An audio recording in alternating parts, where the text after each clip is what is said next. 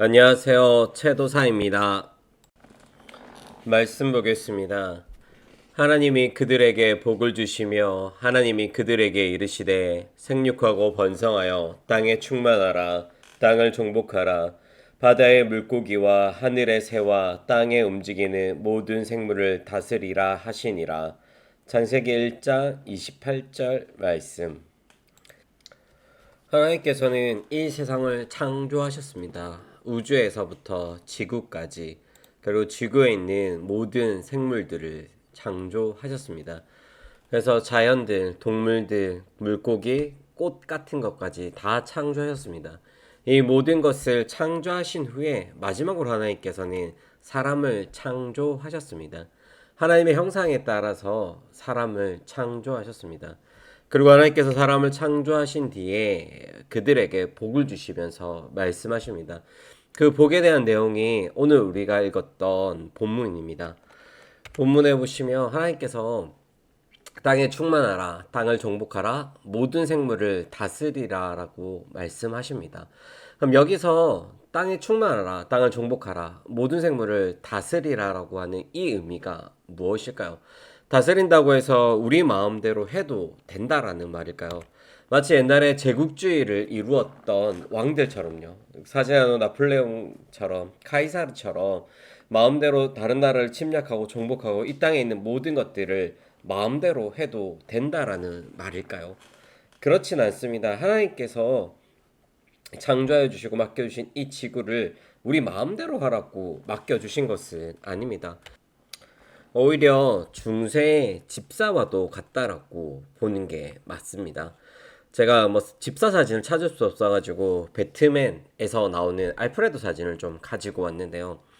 우리가 중세 시대의 집사를 생각해 보면 고위의 귀족의 집사 같은 경우에는 나름 권력자이고 나름 힘이 있습니다.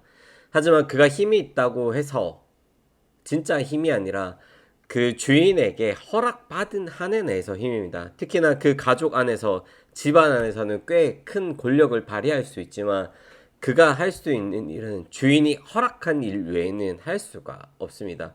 그리고 그 주인이 그에게 관리하는 것을 맡긴 이유는 다른 것이 아니라 집을 잘 보살피고 잘 다스려라 라는 의미에서 맡긴 것이지 그가 정말 주인으로 마음대로 할 수 있다라는 의미는 아닙니다.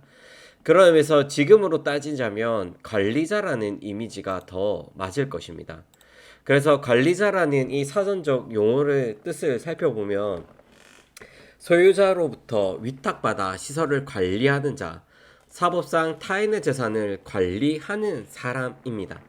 그러니까 주인은 아니지만 그것을 주인으로 위탁받아서 관리하는 사람이라고 볼 수 있습니다.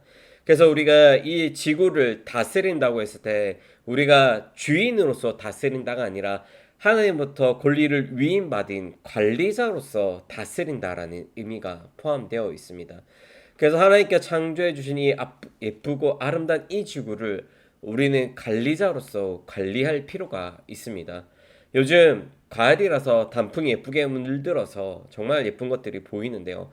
이 예쁘게 창조해 주신 이 자연을 우리는 지키고 보호할 필요가 있습니다. 특히 요즘에 문제되는 것이 환경 파괴가 되어서 여러 가지 문제들이 생겨나고 있습니다.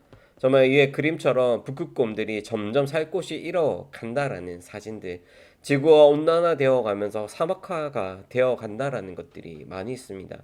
이렇게 지구가 파괴되어 가는데 결정적 역할을 한 것은 사람입니다. 사람들이 주인이라고 생각하고 마음대로 개발하고 파괴하였기 때문에 이런 문제들이 생겨나고 있습니다. 환경 파괴가 얼마나 심각한지 보여주는 그림들이 몇 가지 있습니다. 제가 두 가지 사진을 좀 가지고 왔는데요. 왼쪽에 있는 사진은 히말라야의 산에 있는 쓰레기 사진입니다.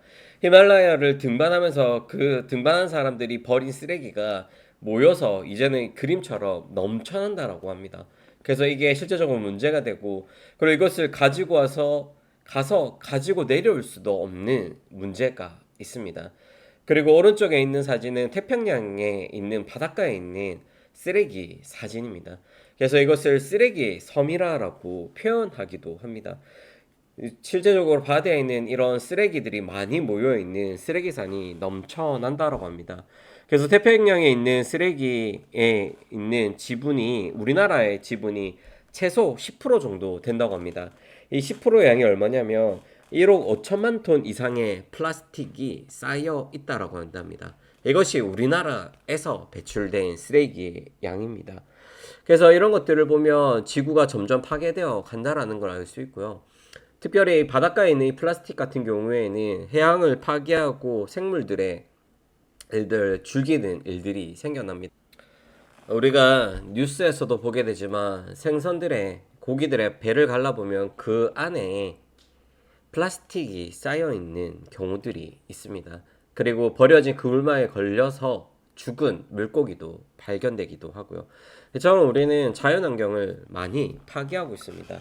이런 일에 있어서 우리가 그리스도인으로서 하나님께서 이 자연을 맡긴 관리자로서 우리는 이 지구를 좀 더 지키고 관리할 필요가 있습니다. 이런 말을 하게 되면 우리가 뭘 할 수 있냐, 우리가 해봐야 뭐 별 차이가 있느냐라고 말할 수 있지만 우리가 한 사람 한 사람이 한다고 한다면 충분히 가능할 거라고 생각합니다. 특별히 이 페트병 같은 경우가 플라스틱이 정말 중요합니다. 여러 가지 재활용품들이 있지만 이 투명 플라스틱 같은 경우가 가장 재활용도 가치가 높다라고 합니다. 그래서 투명 플라스틱 11개를 모으면 가방 하나를 만들 수 있고요. 15개로는 티셔츠 하나를 만들 수 있다고 합니다. 또한 페트병 같은 경우에는 다시 페트병을 만들어서 무한대로 재활용할 수 있고요. 이렇게 재활용하게 되면 새 플라스틱을 만드는 것보다 탄소 배출이 약 80% 줄어든다라고 한답니다. 그래서 우리가 재활용만 잘해도 지금 일어나고 있는 많은 환경 파괴들이 많이 줄일 수가 있습니다.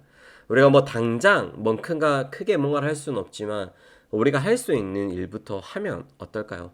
좀 하나님께서 창조하시고 이 관리자로 맡겨주셨는데 이 맡겨주신 것에 대해서 우리가 해야 될 일들이 있지 않을까요? 여러분들은 이 지구를 지키기 위해서 개인적으로 하시는 일들이 있습니까? 정말 우리가 마음대로 사용하는 것이 아니라 관리자로서 우리가 어떻게 해야 되는지에 대해서 한번 생각해 보셨으면 좋겠습니다.